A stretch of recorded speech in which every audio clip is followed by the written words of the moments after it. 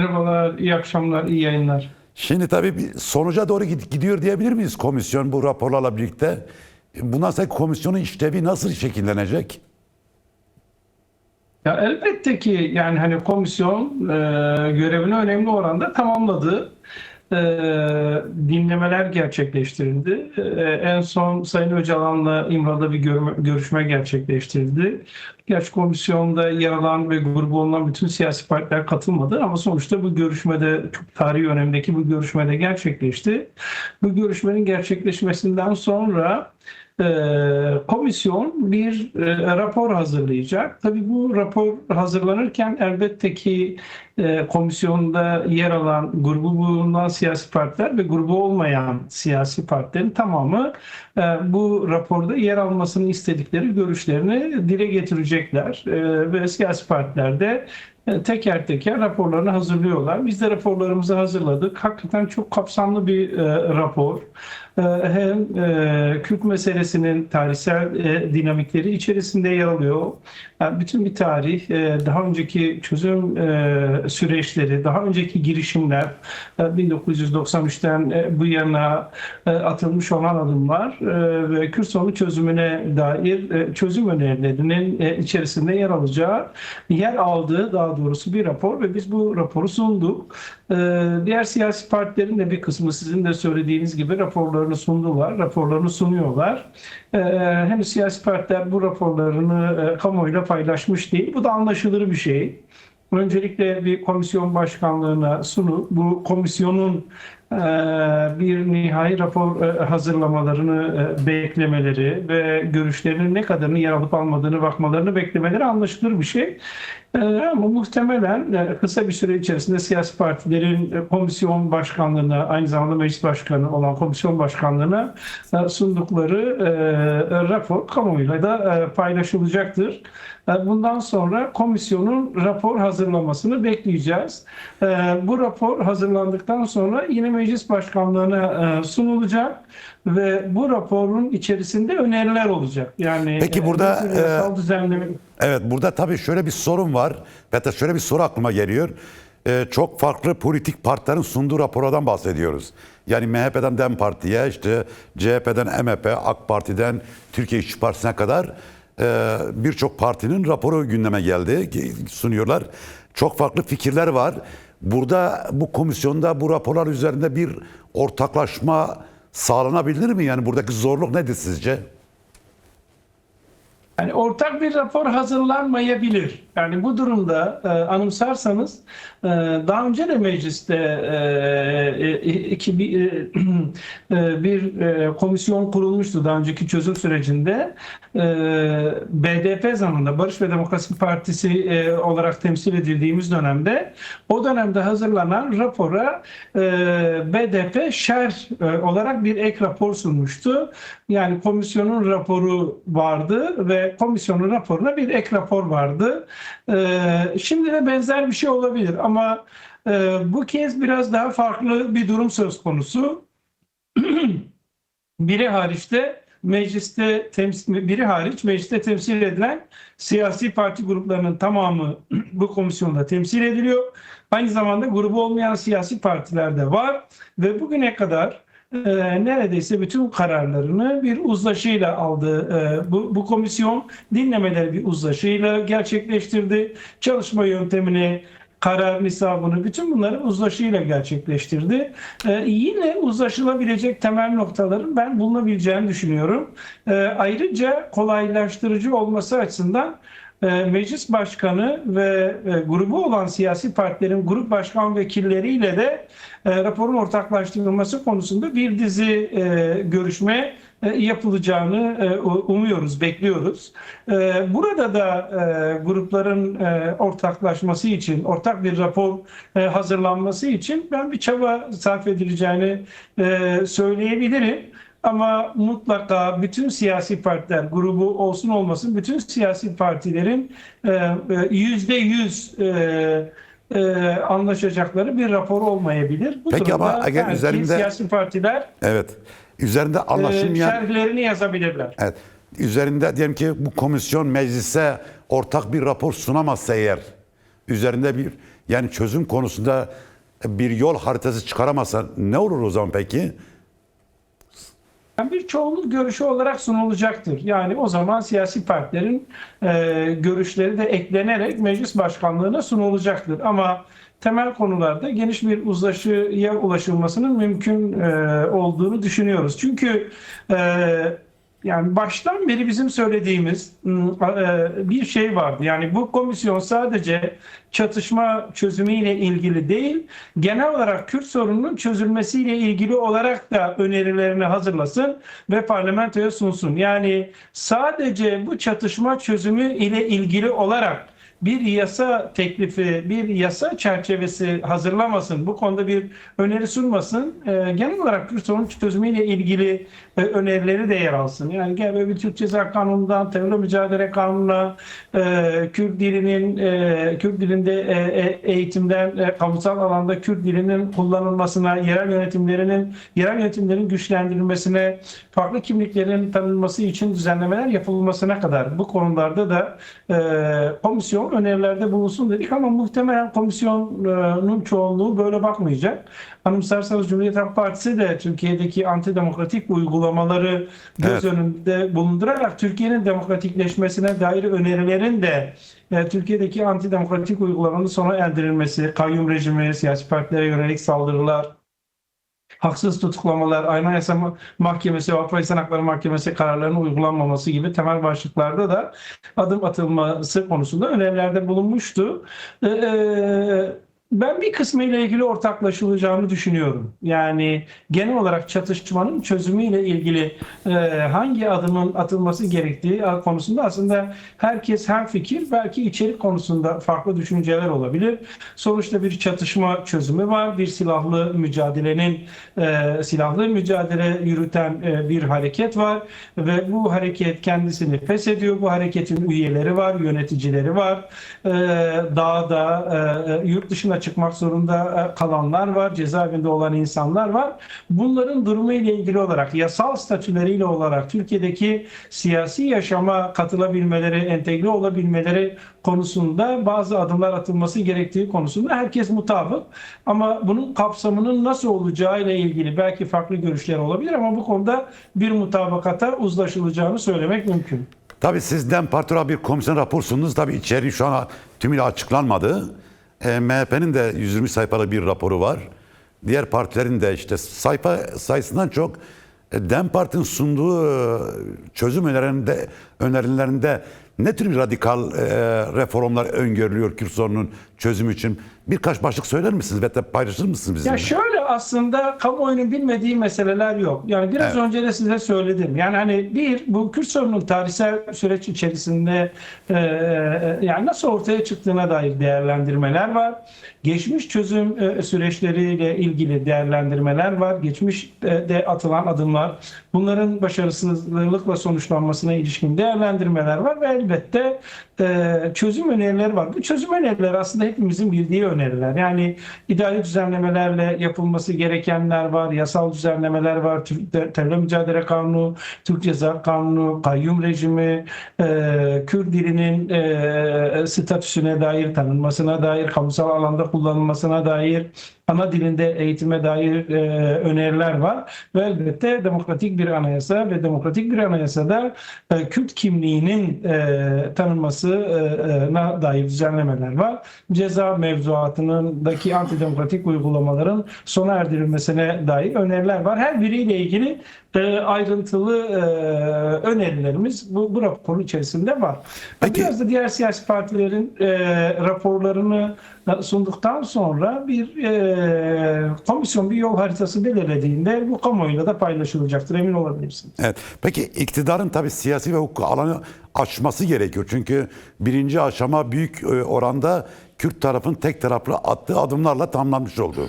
Yani hem 27 Şubat çağrısı, işte 1 Mart'taki ateşkes süreci, sonra PKK'nın kendi kongresi toplaması, silahlı mücadele sonlandırması, partiyi feshetmesi, sonra işte silahların yakılma eylemi, bütün bunlara baktığımız zaman Kürt tarafı birinci aşamayı tek taraflı adımlarla attı ve tamamladı. Şimdi ikinci aşama için iktidarın siyasi ve hukuki alanı aşması gerekiyor.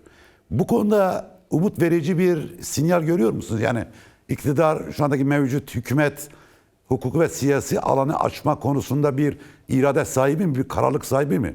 Tabii ki zorlukları var. Yani şöyle, doğrusunu söylemek gerekirse Adalet ve Kalkınma Partisi ve onun lideri olan Sayın Cumhurbaşkanı'nın bu sürece dair görüşlerini çok da açık ifade etmediğini söyleyebiliriz. Ama sonuçta bu komisyonun kurulması, bu komisyonun bütün dinlemeleri gerçekleştirmesi ve İmralı'ya giderek Sayın Öcalan'la görüşmesi zaten bu konuda bir siyasi iradenin ortaya konulması anlamına geliyor. Yani siyasi irade, bu ülkenin yönetimini temsil eden siyasi iradenin bir çözüm iradesi var. Hani bunu görmemiz lazım. Ve bunun içerisinde yasal düzenlemeler yapılması gerektiği konusunda da bence bir irade var. Yani siyasi irade bu konuda da bir yasal düzenleme yapılması gerektiğini söylüyor. Bunda da herhangi bir tereddüt yok. Muhtemelen bunun kapsamı ve içeriği konusunda bir uzlaşmazlıklar çıkabilir. Yani temel parametrelerde elbette uzlaşı olacak. Biraz önce de söyledik. Silahlı mücadeleyi sona erdirdiğini açık biçimde ortaya koydu Sayın Öcalan ve PKK bütün birimleriyle bir kongresini toplayarak bunun arkasında yer aldı. Kendisini feshetti ve silahlı mücadelenin sona erdirildiğine dair çok somut adımlar atıldı. Yani hani bu konuda herhangi bir güven sorunu yok. Bu konuda herhangi bir tartışma yok ve bu konuda da çok radikal adımların atıldığı açık. Eşyanın doğası gereği zaten siyasi iktidar, hani bir çözüm sürecine girdiyseniz siyasi iktidarın da bazı adımlar atması gerekir. Yani bu çatışmanın çözümüyle ilgili adımlar konusunda ben kısa süre içerisinde komisyon raporunu tamamladıktan sonra meclisin bir yasal düzenleme yapacağını düşünüyorum. Elbette hala bazı tartışmalar var. Yani bunu sulandırmaya çalışanlar var. İşte YPG silahlarını teslim etsin, YPG kendini feshetsin, Suriye'de Rojava'da böyle olsun. Bütün PKK'lerin tamamının silahlarını teslim ettiği net biçimde teslim etmeleri kavramı kullanılarak ortaya konulsun. Ondan sonra işte suça bulaşanlar, bulaşmayanlar, yani bütün bu kavramların kendisi aslında biraz bu süreci bulandırmaya yönelik. Yani hala çözüm için masaya oturduğunuz ve çözüm için belki en son atılması gereken adımları en başta atmış olan bir harekete, bir örgüte karşı çıkıp hala suçlu olanlar, suçlu olmayanlar biçimde bir tartışma yürütmek doğru değil. Yani ben bu konuda da siyasi iktidarın, ortaklarının, çünkü Milliyetçi Hareket Partisi'nin komisyon temsilcisi Sayın Fethi Yıldız'ın bugünkü açıklamaları içerisinde de böyle ifadeler vardı ve ben bu konuda da bir adım atılması gerektiğini düşünüyorum. Yani hani olumlu bir adım atılması gerektiğini düşünüyorum. Yani karşınızdaki kişilere suçlu muamelesi yapıp, yani bir sorunun çözümü için masaya oturduğunuz kişilere suçlu muamelesi yapıp sizin içinizden bir bakalım hangileriniz suça bulaşmış, hangileriniz bulaşmamış gibi bir tartışma yürütmek çok doğru olmayacaktır. Yani elbette ki bu entegrasyon sürecinin kimleri, hangi düzeyde, ne kadar tarihsel süre içerisinde, ne kadar zaman dilimi içerisinde entegrasyonun gerçekleşeceğine dair bir tartışma yürütülebilir. Yani bu anlaşılır bir şey. Yani bütün kamuoyunun da buna hazırlanması anlamında bu anlaşılır bir şey. Ama siz işin başında gidip şöyle derseniz, yani bütün PKK'lerin bir silahlarını teslim ettiğini görelim. Bu da yetmez. Suriye'de bütün YPG'lerin silahlarını teslim ettiğini görelim gibi bazı çıkışlar var. Ki Milli Savunma Bakanı'nın kendisi bile entegrasyondan söz etmişken hala Milliyetçi Hareket Partisi temsilcisi böyle kavramlar kullandı. Öyle anlaşılıyor ki komisyon başkanlığına sundukları önerim içerisinde bunlar da var. Yani hem suça bulaşanlar, bulaşmayanlar, burada bir hem sorun de var. YPG'nin silahlarını teslim etmesi gibi. Evet. Ben bu konularda bir geri adım atılması gerektiğini düşünüyorum. Yani bir çözümü tartışırken 40 yıllık çatışmanın sona ermesi ile ilgili olarak bu sorunun çözümü ne bu kadar yaklaşmışken tartışmayı hala başa geriye götürecek bu tür kavramların kullanılmaması gerektiğini düşünüyorum. Ben komisyonun bir bütün olarak bu konuda daha yapıcı bir irade ortaya koyacağına inanıyorum. Asıl sorun ondan sonra olacak. Yani Kürt sorunu çözülmesi için neler yapılacak? Yani bu komisyonun bunu tartışmayacağı anlaşılıyor. Çünkü bizim bu konuda önerilerimiz var. Yani yerel yönetimlerin güçlendirilmesi başta olmak üzere Kürt kimliğinin resmi olarak tanınması, Kürt dilinde, ana dilinde daha doğrusu eğitim hakkının tanınması ve Kürt kimliğinin anayasal düzeyde tanınması gibi temel başlıklara ilişkin önerilerimiz var. Bu daha sonra tartışacağımız bir şey. Ama başa dönersek iktidarın bu konuda bir irade sahibi olduğunu söylemek mümkün. Bir çözüm iradesi en az bir çözüm iradesi ortaya koyduğunu söylemek mümkün. Pekken'in koyduğu iradeden sonra, Sayın Öcalan'ın ortaya koyduğu iradeden sonra siyasi iktidarın da çözüm için bir irade ortaya koyduğunu söylemek mümkün. Ama yani bu doğal bir şey. Her konuda bütün tarafların, yani mevcut bütün siyasi partilerin komisyonda temsil edilsin edilmesin, bütün siyasi partilerin uzlaşacağı, siyasi iktidarın ve Sayın Öcalan'ın ve Kürt siyasi hareketinin bir bütün olarak bütün konularda uzlaşmayı bileceğini kabul etmek gerekir. Yani en başta Evet. bunu kabul etmek gerekir. Mesele çözümü konusunda ne kadar çok ortaklaşılabileceğine yoğunlaşmak, çözüm için mümkün olduğunca çok başlıkta ortaklaşmak gerekir. Son bir soru, tabii İstanbul Konferansı önemliydi. Uluslararası bir konferansı. DEM Parti tarafından organize edildi. Bugün sonuç bildirgesi yayınlandı. Aslında sonuç bildirgesi çözüm konusunda da 3 aşağı 5 yukarı bir yol haritası sunuyor. Siz nasıl değerlendiriyorsunuz bu konferansın sonuç bildirgesi? Kısaca bu konuda görüşlerinizi alalım. Şunu söyleyeyim, ben konferansın ilk gününe katıldım. İkinci gününe katılamamıştım. Ama bütün programı programın kalan kısmını da dinledim.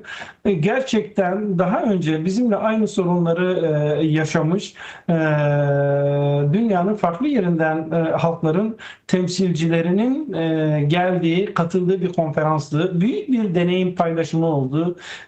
Çözüm konusunda gerçekten ortaklaştı ve herkes birbirinin acısını, yaşadıklarını, çözüm için neler yaptıklarını paylaştılar. Sinn Féin'in liderinin orada olması, Bask temsilcilerinin orada olması, Güney Afrika'dan temsilcilerin orada olması, Katalonya eski başbakanının orada olması, yine İtalya'da İnsan Hakları Komisyonu, Parlamento İnsan Hakları Komisyonu Başkanı'nın bizzat orada olması, çok sayıda akademisyenin Türkiye'den ve dünyanın değişik yerlerinden akademisyenlerin Nobel Barış Ödüllü kişilerin katılması çok kıymetliydi. Gerçekten adına yakışır bir konferans oldu. Oraya katılan herkes için çok öğretici olduğunu söylemek mümkün. Evet. Söyleyebilirim. Bunu bizzat şahit oldum ve emin olun bu konferansa öyle katılan dinleyici olarak gelen insanların büyük bir bölümü davetli olmaktan çok kendi programlarını buna göre düzenleyip gelmiş insanlardı. Ülkenin her tarafından, dört bir yanından çok sayıda siyasetçi, seçilmiş kişi oradaydı. Sonuç bildirgesi de sizin söylediğiniz gibi bir aslında çözüm haritası gibi önemli birkaç başlık vardı. Çokça konuşulan konular dışında. Mesela bir tanesi kadınların eşit düzeyde katılabilmesinin sağlanması, farklı kimliklerin, farklı inançların temsil edilmesi kadar kadınların da eşit düzeyde temsil edilmesinin altının çizilmesi ve bir yeni başlık olarak Avrupa Birliği'nin eğer daha aktif bir rol üstlenmesi, eğer taraflar kabul ederse bir garantör olarak, bir üçüncü taraf olarak bu süreci kolaylaştırıcı bir rol üstlenmesi konusundaki öneri de yeni bir öneri. Bu da kıymetli Evet. bir öneriydi. Ben çok yol açıcı olduğunu düşünüyorum. Kişisel olarak benim için de, oraya katılan herkes için de gerçekten öğreticiydi. Bizimle aynı acıları yaşamış, bizimle aynı tarihsel süreci yaşamış ve bizden daha önce çözüme yaklaşmış halkların deneyimleri bizzat onların ağzından dinledik. Heyecan vericiydi. Ben sürece katkı sunacağını düşünüyorum. Bu arada aracılığınızla emeği geçen bütün arkadaşlara da kendi adıma teşekkür etmek isterim. Çok teşekkürler DEM Parti Eğri Milletvekili Sayın Mehmet Ruşit Tiryaki, programa katıldığınız, görüşlerinizi bizimle paylaştınız. Çok sağ olun, var olun. Size ve arkadaşlarınıza başarılar diliyorum. Çok teşekkürler. Ben teşekkür ediyorum. Aracılığınızla bütün izleyenlere sevgi, saygılar sunuyorum. Çok teşekkürler.